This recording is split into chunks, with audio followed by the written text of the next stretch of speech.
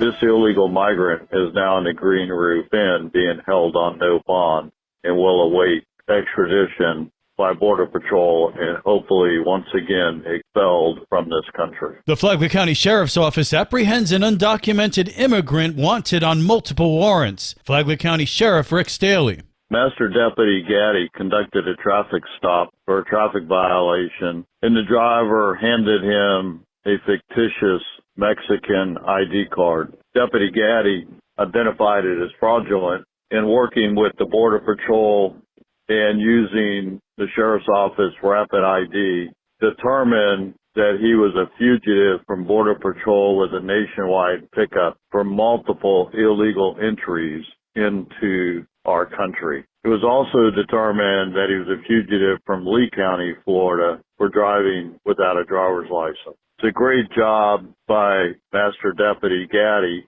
showing his tenacity to dig into and find out the truth when someone is lying to him. The U.S. Marshal Service confirmed his identity as Altamirano Hernandez and that they had also issued a nationwide warrant for his arrest. Even after Hernandez's arrest, the investigation continues. During the process, they also discovered this individual had multiple identifications with multiple different names.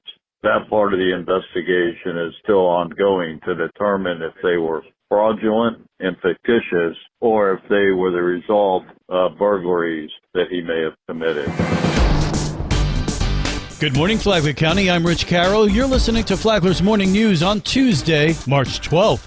When the Palm Coast City Council workshop meeting gets underway today at 9 a.m., quite a few topics will be on the agenda. Brittany Kershaw, Director of Communications and Marketing for the City of Palm Coast. This will be a joint discussion between the City Council and the Planning and Land Development Board. They'll be discussing Phase 1 and some of the ideas we heard from the public during all of our community outreach efforts, as well as the launch of Phase 2. The feedback from Phase 1 forms the basis for the consultants team's task of developing a vision statement and the core planning values, which will all be discussed during this meeting to get City Council consensus. Kershaw emphasizes there are also several public hearing slots happening later today to get your feedback about the Comprehensive Plan 2050. The first one will be from 1 to 3 p.m. in the community wing of City Hall, and the second will be from 5:30 p.m. to 7:30 p.m.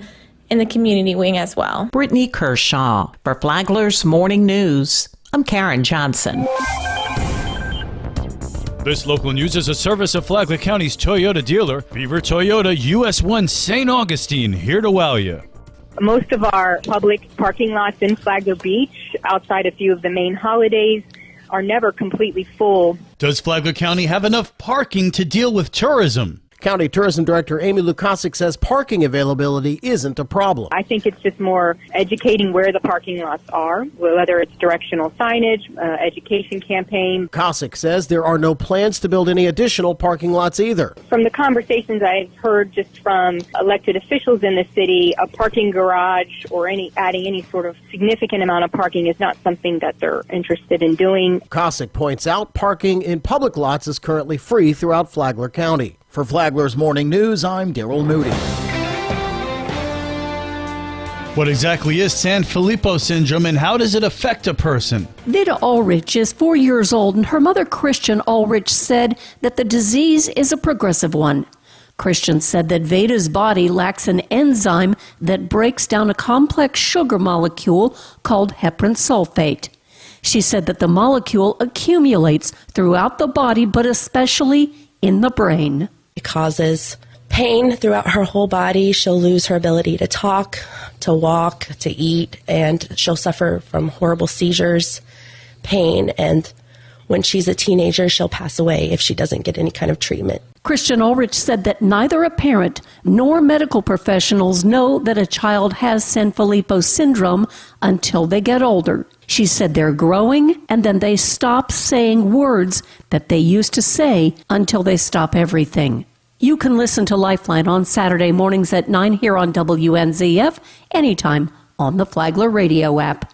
Tomorrow, The Answer was on TikTok. From the WNZF newsroom, I'm Deb Albertson. And now you're up to date on Flagler's Morning News. I'm Rich Carroll.